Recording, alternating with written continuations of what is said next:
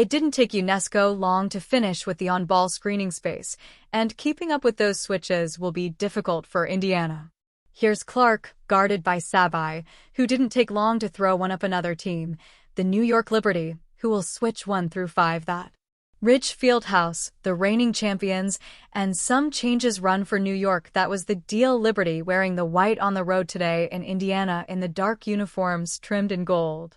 For the second consecutive game, the Sabi gets the start for Jonquel Jones. How did Sabai end up on Caitlin that Stewart left open?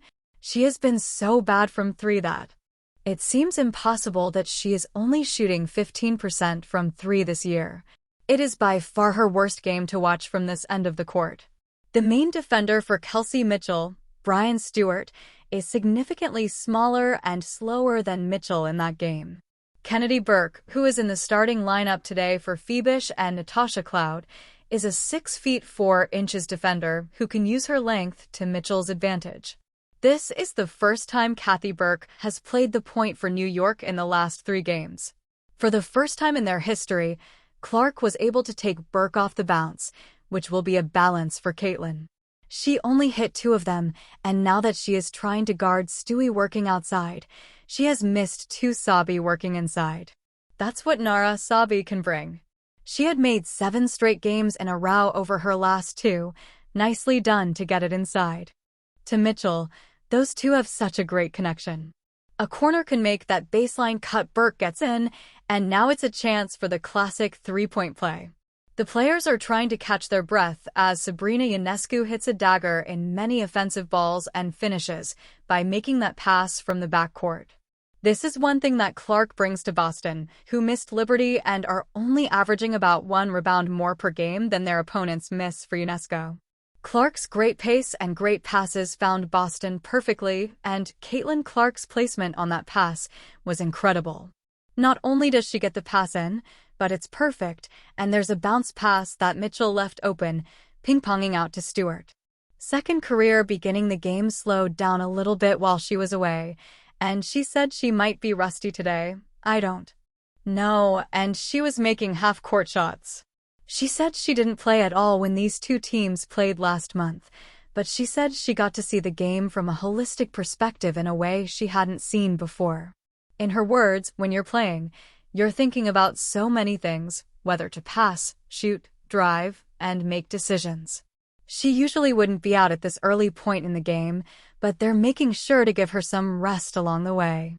Sophie Cunningham is back today after being in and out of the lineup due to an injured ankle that resulted in 2 consecutive turnovers. Out of a timeout, Stewie brings in a toughie. That's an 11-point New York run. Sydney Carlson also enters the game in the backcourt with a decisive drive. And some drought New York possessions before that one. Boston's first foul occurs as they force another turnover and struggle to hang onto the hoop after forcing Indiana to take harder looks when they receive the ball in the paint, and there is no Clark on the court. Sabrina Ionescu then executes the double. Head coach Stephanie White talked about how great Natasha Cloud has been for this team, saying that she was brilliant when she came in on a hardship contract and that they had to release her once they returned to their roster of 10 players. Excuse me, but I don't think Gary McDonald will be on the team again. Yes, it's a Carlson foul when Cunningham tries to guard Stewart. Breanna Stewart had a difficult finish, and although you mentioned that her 3-point shooting rate was down, her 2-point shooting percentage was significantly higher. At the next whistle, Caitlin Clark will check in since Johannes took a slight step back with Miss New York, who is only 1 of 6 from 3 and still leads by 9. Clark then returns with a strong performance from Breanna Stewart, showcasing her ability and elevating her finish. Mitchell attempted to take it Ionescu, but Carlson managed to get her hands on it and ruin the fast break, giving Breanna Stewart another chance to prove herself after missing Park last played for Indiana against New York.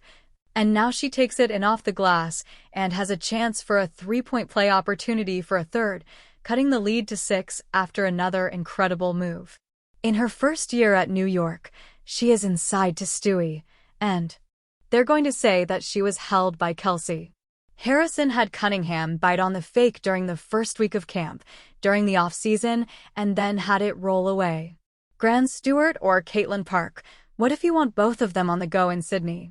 Mitchell and the New York Liberty are being very deliberate with their actions to gain the switch for Mitchell to be on Stewie. Despite not being a major scorer in her 11 years at Texas A&M, Coulson is a fantastic locker room presence who can support runs like this. They had fallen behind by up to 11 points during a 9-2 rout, and New York wants to call a timeout so Caitlin Clark doesn't play because of her ankle. I mean, they need two major parts from this game right now with Leonie Fevish and John Quell. Sometimes it's easy to forget because of how deep their bench is and how undefeated they are. The shot clock is winding down, and it went in. She had the perfect English or French on it to get it to drop, and she shot it from around her waist. Perhaps she didn't score in the regular season against Indiana, but let's go back to that amazing shot from the last game, when France had to leave with the silver Stewart, who was able to bring the basketball up. Daenerys Dantes Cunningham is down behind the play, trying to guard Stewart now, but he can still get a decent shot off, and they have Caitlin Clark to fire away from three. Caitlin just got up, staying down near the free throw line, and the other end is just recovering from an ankle injury. Johannes then went back and forth, answering, and then Caitlin again, calling for the ball from Cunningham. Clark, another long three, and she's back to her favorite spot again, regardless of whether there's a hand in her face contesting. Look at that reaction, and everyone's shocked that it didn't go in. Stewie was able to run the floor, and it was a good find to calm the crowd at least a little bit. Cunningham stripped, excuse me, Lexie Hull as she attempted to enter the paint, and now the shot clock is off, and Sandy Brondello wants one shot. Sabi, no call on the follow, but Indiana is down to 26-24 New York with the lead. And Caitlin has already made 2 threes from at least 30 feet in this game time. We are glad to have Sandy Brondello join us. We need to match up with Caitlin a little sooner, but other than that, I think we're giving her too much space there. She's a great player who can shoot from all over the court. If we can keep him in the half court, that's pretty good for us shooting 50% on the offensive end. What did you like about what you saw offensively? We're trying to get specific people in the action. Understand a turnover, I believe we can clean things up a bit, but as of right now, everything is okay, coach. Thank you very much. Sandy Brondello led her team to the WNBA championship, their best ever performance for this team. They had already done it twice before, and you could see how deliberate the New York Liberty were in drawing the foul. Both of those fouls were committed, and she now takes the seat, with Clark being guarded by Kennedy Burke and Tasha Howard. In the Indiana game, Coulson fires Howard, who immediately hits the glass but is unable to follow. Sabi has been excellent, and after a strong first quarter that saw her start for the second consecutive time in her career, Clark remains hot. For the first time today, Indiana leads. They were behind by as much as 11, but Ionescu makes a perfect bounce pass to Howard, but back-rimmed it. Yes, it's a great offense because Caitlin Clark has been on a heater, so you give her the ball roll, and she does it flawlessly. I believe she just asked for a substitute while looking at the bench, and you could tell she wasn't acting like herself. She was huffing and puffing a little bit, which was one of the issues because Kennedy Burke made a defensive error by letting Caitlin have the bounce pass kicked by Cloud. Hull was able to pick up the ball and finish on the second chance, Hull's first points. Excuse me, but Hull simply needs to put in more effort. Caitlin has 4 threes on 6 attempts, and Hull's numbers are steadily rising each year. It's stunning to see Kennedy Burke miss one to go over 60%, but it's worth it to watch her miss a couple as Mitchell celebrates from the floor. Let's move on to Christine Williamson. They scored a season-high 15 points against New York during their game back in the 3rd week of May.